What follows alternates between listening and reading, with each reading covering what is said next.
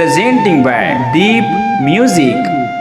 नमस्कार दोस्तों, नए नए छत्तीसगढ़ी गाने सुनने और देखने के लिए हमारे दीप म्यूजिक चैनल को अभी सब्सक्राइब करें और बेल आइकॉन के बटन को क्लिक करें।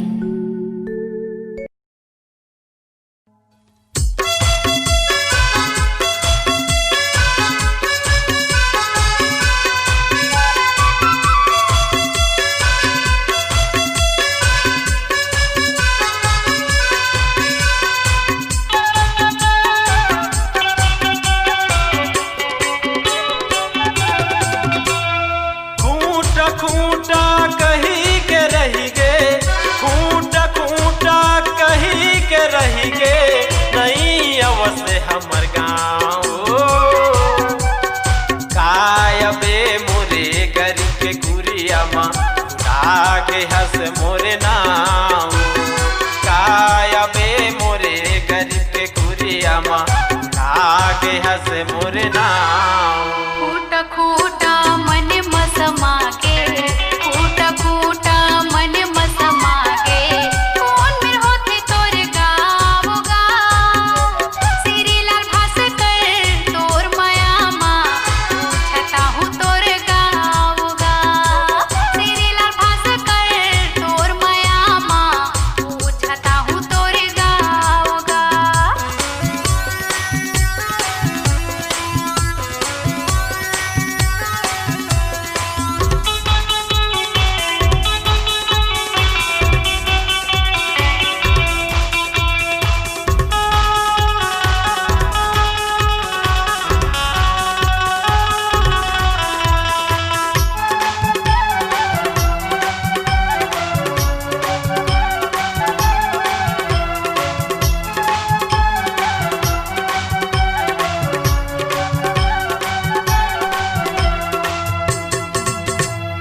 श्री लाल भासे करे बन के दीवाना, देखत हूँ रसे ताला तोरे हो, मैया नहीं हो ही तबे नहीं आए, तबे जे ना सोरे हो।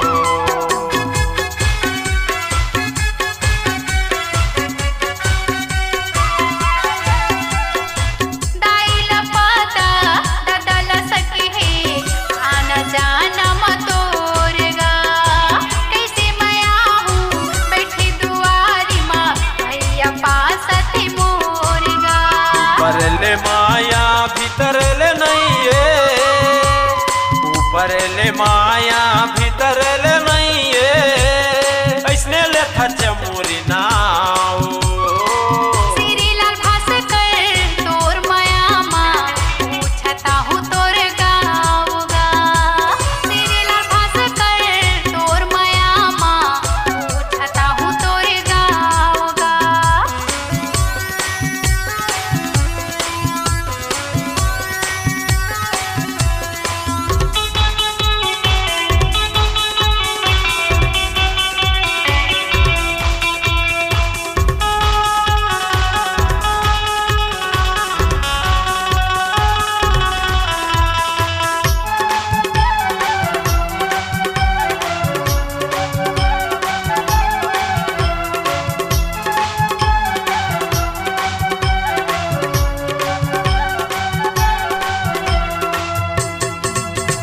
दामपुर से ते गंगा के गोरी, तोला घुमा हूँ बाजार लगो, दोनों के बीच माँ खूटा मोर गाँव है, आवे माया दुलार लगो।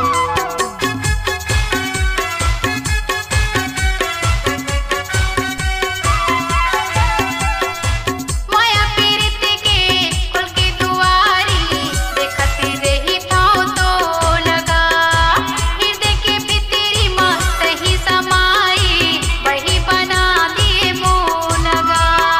दिन के सूरता रात के सपनमा, दिन के सूरता रात के सपनमा, लेवत रथा तोरे नाव।